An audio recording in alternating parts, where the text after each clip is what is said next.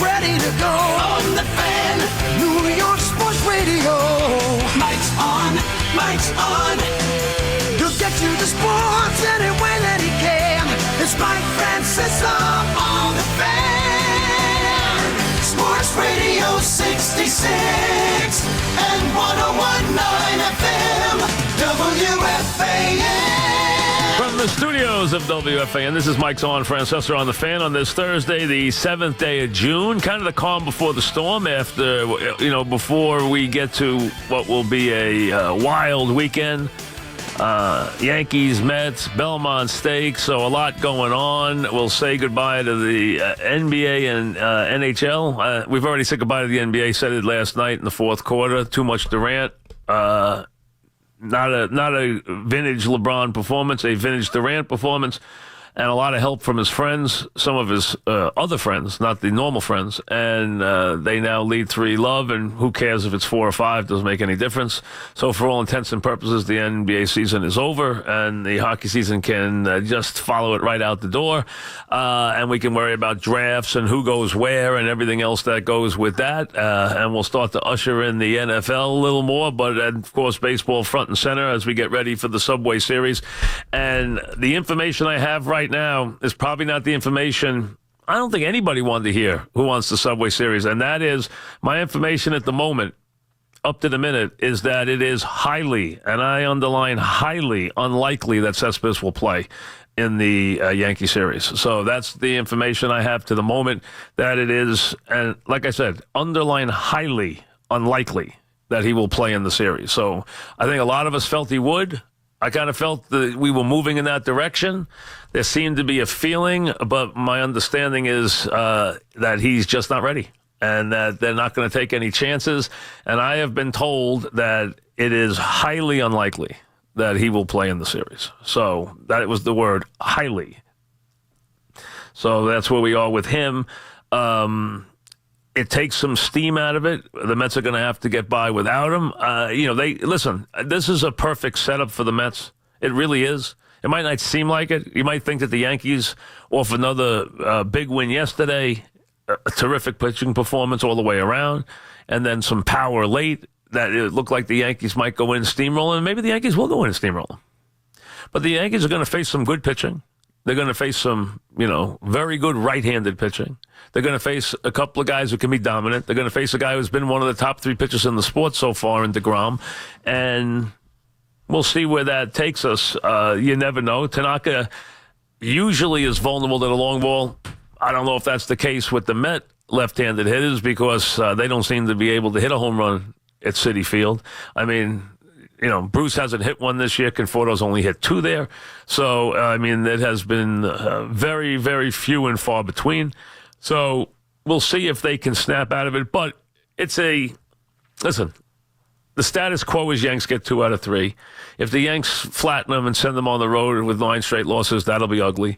If the Mets ever step up and win 2 out of 3, they had a great weekend. If they ever stun the world and win all 3, which is that is also extremely unlikely, because you're just not going to quiet those Yankee bats down probably for 3 straight days. But if they can just eke out 2 out of 3, you know what? They had a good weekend and they can go on their way, and the Yankees can go on their way. But the Yankees obviously have very little to gain. The Mets have a lot to gain, and all the Mets can be done is knocked farther into the ground if that's the case, the way things are going right now. We should have 3 very big crowds. That's the word. That's what makes this special, is that in the middle of many times when the stadium, especially Citi Field or Shea, when it has been a bad time, when it has been empty, when the ballpark has been empty, there's been nothing going on, this series fills up the ballpark. And that's what I like about it. And I make this point when this comes up every year, because I hear people, it used to be good, it's not good anymore, I hate this. And then you have a full stadium, people care, people go families, one wearing a Met jersey, the other one wearing a Yankee jersey, sometimes in the same family, sometimes in that same house. I mean, that's the way it works. It's fun. It's loud. It's vibrant. The stadium's full. It matters for a couple of days. And you know what? To me, it's always been special. I've always loved it. I think it's great. I think it's the only thing about interleague play that's real is when you have these natural, really good natural rivalries. But we've had a lot of fun in this series through the years. The Mets have had many moments. I mean, listen, you had two guys here. Nobody loved it better than them. Nobody liked playing the Mets more than Jeter. Nobody liked hitting the Yankees more than Piazza. I mean, so you saw that time and time again. And we've had plenty of fun and plenty of moments.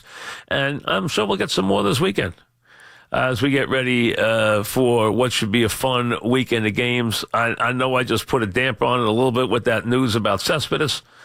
You would have liked to have seen it happen.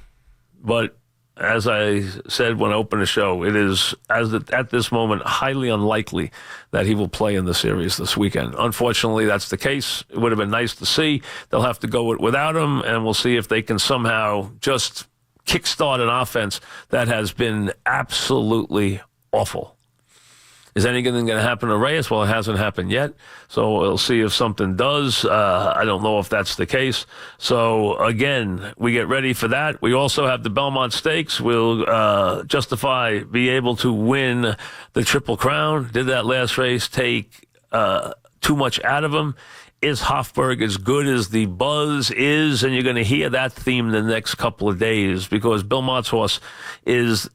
I told you about a week ago that he would be the now horse. He is more than a now horse. He is a really hot horse right now that people are talking about. Yeah, because Mott's not a guy who is, out there. He's not a guy who talks a lot. He's kind of a dignified, very talented, but dignified trainer and doesn't say a whole lot. But you hear out of his camp just how excited they are about this horse. They thought he had a very tough trip in the Derby. They thought that he was well meant in the Derby. They've gotten him ready for this race. They think this race sets up great for them. They also wonder about whether Justify can get the distance. Always an issue. Always an issue. And how much that last race took out of him. But Justified, to me, has some things going for him. Number one, obviously, he has Baffert. Number two, he's got a world of talent. He's big and strong. He is a very big, imposing horse. It doesn't look like he's lost any weight. And we will talk to Baffert tomorrow. It looks like he's trained very well. And he has a style that fits this race because the way to win this race is to go out, take the lead, and improve your position the rest of the way. And it's really the way to do it. Get out there. Set a slow, leisurely half, and then start clicking off fractions and see at the wire. That's the way to win this. You don't win this with a big rush. You win it with the ability to just grind and stride. I mean, that's what you kind of do, and listen, nobody expects you to do what Secretariat did, which was just turn it on, and then just kept going and just stoked the fire all the way to a record that still stands to this day. Matter of fact, as it stands to this day, no one's been within really 10 lengths. I think Easy Goa was like 12 lengths behind Secretariat, and that's the closest anybody has been at all. His record still stands. His world record that he set in the Belmont still stands to this day. It's never been threatened. It's never been challenged. That day he had one of the performances for the ages. It was that good.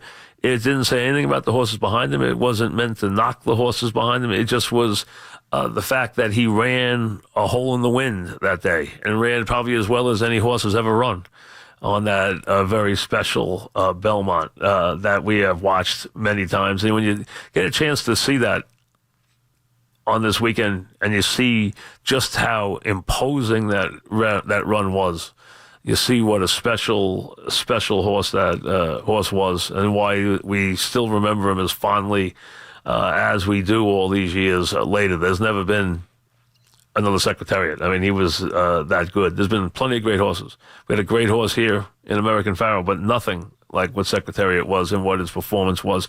The records stand and may stand forever, as a matter of fact. So we get to that with our trip to Belmont, but we'll do plenty of baseball tomorrow, too. We'll be doing baseball every hour. We have Aaron Boone tomorrow to highlight the show.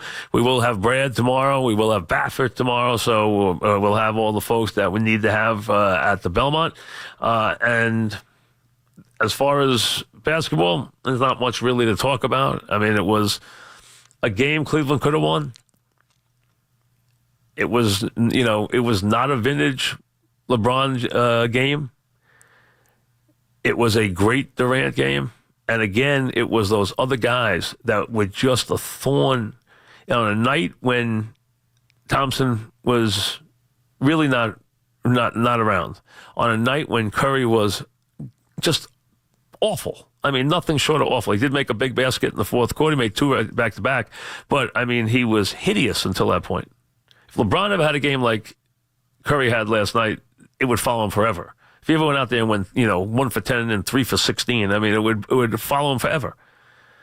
But Durant was just sensational last night. He had the game that's why he's the second best player in the league. It's LeBron, and then there's a level, and then there's Durant, and there's a level. He's by himself as the second best player, and you see why with his size and his ability to score and the things he can do. And last night, again, McGee and Livingston, and, they had a couple other buddies come up last night and flip some stuff in, like Iguodala with a couple of big baskets, and just guys, again, putting up big numbers. The Cleveland defense just could not handle it in the second half, and they gave up way too many easy baskets. And again, they needed LeBron to be better than he was.